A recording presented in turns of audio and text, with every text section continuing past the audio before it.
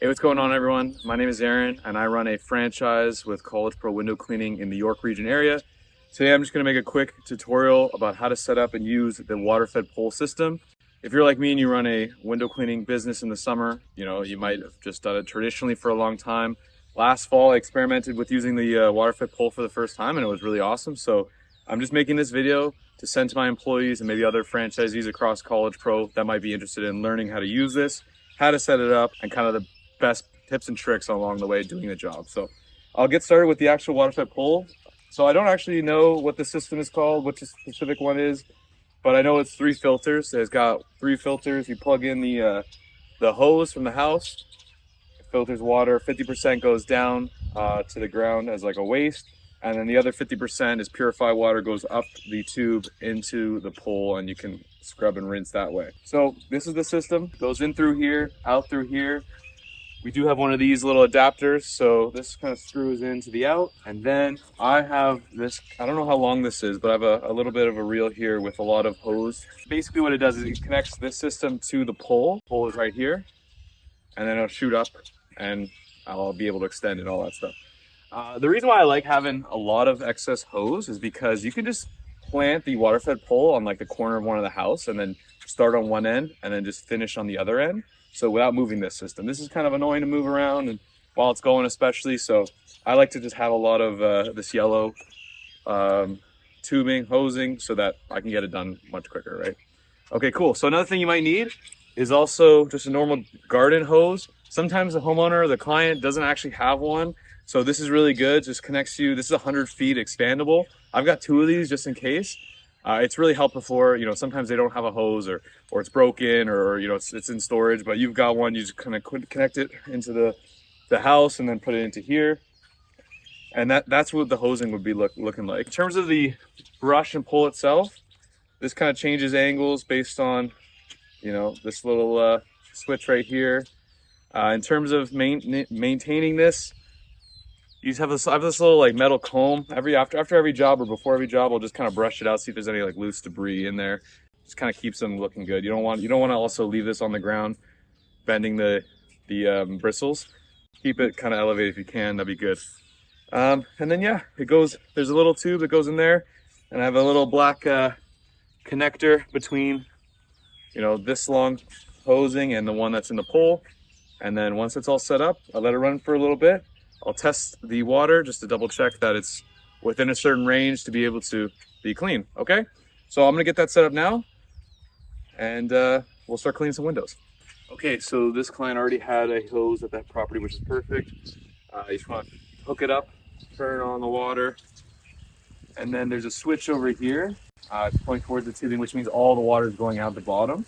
So if you flip it, 50% of the water will go out the bottom, and then the other 50 will come out of here.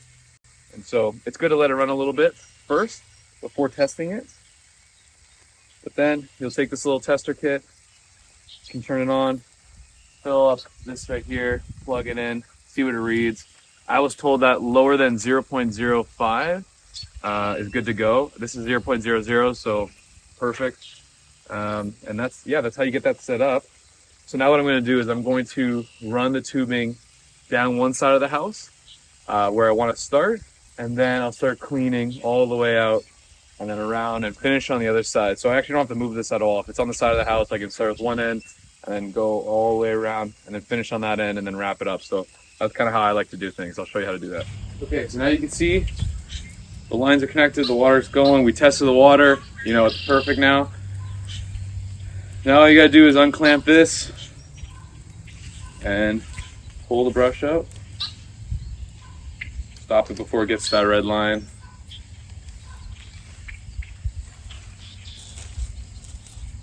And you're ready to go. So what I'm gonna do is I'm gonna go left to right. I'm first gonna scrub down all the frames, rinse the top of the frames, move on to the next window, and then once I get to the last window on the top, I'll come back and I'll just do the glass. That's how you get like the perfect window every time. That's what I've been taught, and it seems to work the best. So I'll get started. Left side, going to the right.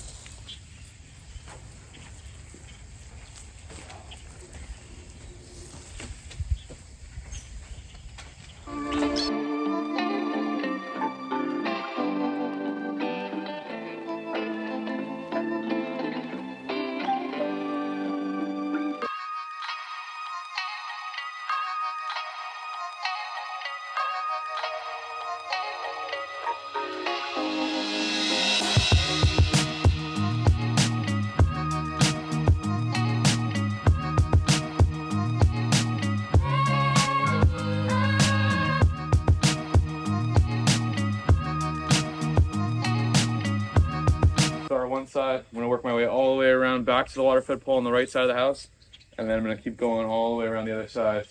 So I started with it extended all the way to one side, and I'll finish all the way extended on the other side without having to move the water fed pole system. And then yeah, and that's how you do it.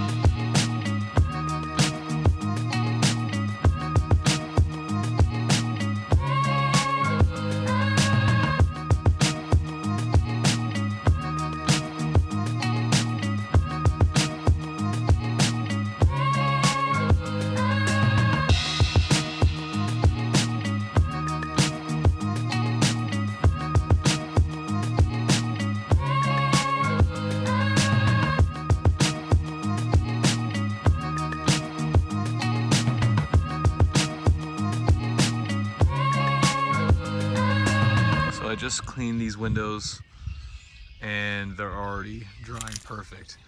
So all those droplets of water, it's all purified water, so it will evaporate and not leave any hard water marks. That's why I go with the frames first on the top, rinse those, then go back to do the glass a second time. Because when you let the frame, the dirty water on the frame, when you scrub it and rinse it and let it drip, then come back to do the glass again, there's no chance of anything staying on the windows. Sometimes there's dirty water that can kind of get trapped up in there and then release. And if you just do all the window one time, don't go back to do the glass, that's what can kind of leave some stuff. So you can see these windows are facing the sun, so already pretty dry and they look fantastic.